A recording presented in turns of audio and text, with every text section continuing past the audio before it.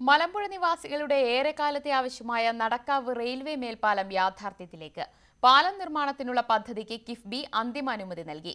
ഇതോടെ മേൽപ്പാലത്തിനായി സ്ഥലം ഏറ്റെടുക്കാനുള്ള പ്രാഥമിക നടപടികൾ ആരംഭിച്ചു.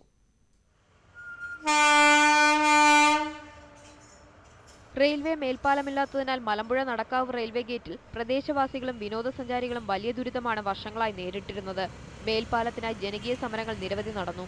പാലം നിർമ്മാണത്തിനുള്ള പദ്ധതി വൈകുന്നത് ചൂണ്ടിക്കാട്ടി ഭരണപരിഷ്കാര കമ്മീഷൻ ചെയർമാനും സ്ഥലം എംഎൽഎയുമായ വി.എസ്. അച്യുതാനന്ദൻ കഴിഞ്ഞ ദിവസം നിയമസഭയിൽ സബ്മിഷൻ അവതരിപ്പിച്ചിരുന്നു. ഇതോടെയാണ് മേൽപ്പാലത്തിനായി 35.98 കോടി രൂപയുടെ പദ്ധതിക്ക് കിഫ്ബി അനുമതി നൽകി ഉത്തരവായത്. ഇതോടെ പദ്ധതിക്കായി ഭൂമി ഏറ്റെടുക്കാനുള്ള പ്രാഥമിക നടപടികൾ ജില്ലാ ഭരണകൂടം ആരംഭിച്ചു.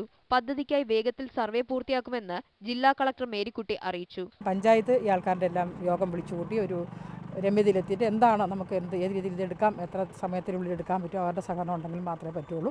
അത് കിട്ടിക്കഴിഞ്ഞാൽ അതിൻ്റെ ഡീറ്റെയിൽസ് വെച്ച് ഗവൺമെൻറ് പ്രപ്പോസലായിരിക്കും. ഗവൺമെൻറ് തീരുമാനിച്ച് കളക്ടറെ അല്ലെങ്കിൽ ഒരു അധികാരിയെ അതാണ് നെഗോസിയേഷൻ പർച്ചേസ് ആണോ അതോ ലാൻഡ് അക്വിസിഷൻ പ്രൊസീഡിങ്സ് ആണോ അത് ഗവൺമെൻറ് തീരുമാനിക്കും. ഗവൺമെൻറ് തീരുമാനിച്ച് തന്നാൽ അതനുസരിച്ച് നമ്മൾ ആക്ട് ചെയ്യും.